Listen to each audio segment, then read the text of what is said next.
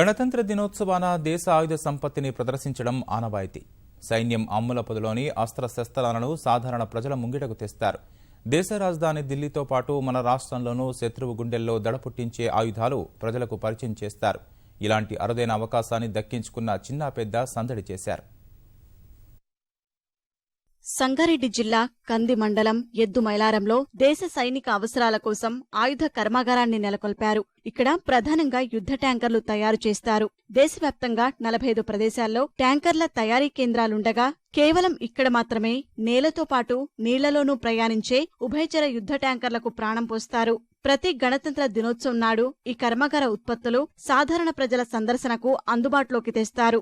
రక్షణలో వినియోగించే పరిజ్ఞానంపై విద్యార్థులకు అవగాహన కల్పించాలనేదే ఈ ప్రదర్శన ఉద్దేశమని కర్మాగారం సిబ్బంది చెబుతున్నారు.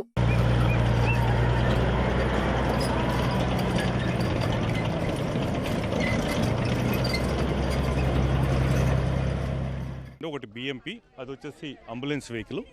ఈ రెండు వెహికల్ మనకి ఇక్కడ వచ్చేసి మెయిన్ మన ప్రోడక్ట్ బిఎంపి వచ్చేసి దాని యాక్చువల్గా రష్యన్ పేరు.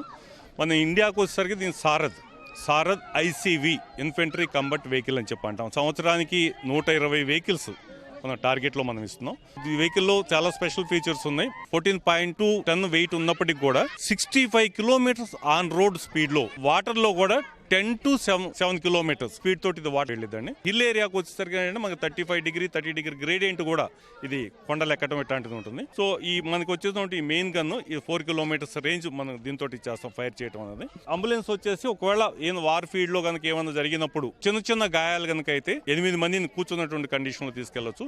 అంటే ఎక్కువ కనుక గాయాలు కనుక అంటే పడుకున్నటువంటి లేయింగ్ పొజిషన్ లో నలుగురిని తీసుకెళ్లొచ్చు. యుద్ధ ట్యాంకర్లు ప్రదర్శనకు పెట్టడంతో పాటు అధికారులు వాటి ప్రత్యేకతలు, విశిష్టతలు ప్రజలకు వివరిస్తారు. ట్యాంకర్లపై సవారీ చేసేందుకు అనుమతిస్తారు. యుద్ధ ట్యాంకర్లను ప్రత్యక్షంగా చూడటమే కాకుండా వాటిపై ప్రయాణించే అవకాశం రావడంతో చాలా మంది ఆసక్తి కనబరిచారు. మధుర జ్ఞాపకాలు పదిలం చేసుకునేందుకు ఫోటోలు, సెల్ఫీలు తీసుకున్నారు.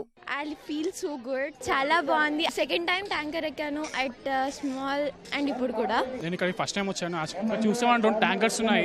మేము ఎప్పుడు మా కాలేజ్ కానీ ఇక్కడ కాలేజెస్ స్కూల్స్ ఎక్కడ చూడలేదు. ఫస్ట్ టైం చూడడము, అక్కడ ఎంప్లాయీస్ కూడా వచ్చి ట్యాంకర్స్ ఎక్స్ప్లెయిన్ చేయడము, ఇలా చేయడం వల్ల ఏంటంటే విద్యార్థులకు కొంచెం అవగాహన వస్తుంది. మన సెక్యూరిటీ దాని గురించి అవగాహన వస్తుందని నేను అనుకుంటున్నాను. ఇక్కడ ఎవ్రీ ఇయర్ ఇక్కడ ఇట్లా ఎక్స్పో పెడుతూ ఉంటారు. లోపలికి వెళ్ళి కూడా మనం చూడొచ్చు ఎట్లా ఉంటుంది ట్యాంకర్, మన డిఫెన్స్ వ్యవస్థ ఎట్లా ఉంది, మన దేశానికి ఏ రకంగా డిఫెన్స్లో సేవలు అందిస్తున్నారు అవన్నీ మనం తెలుసుకోవచ్చు.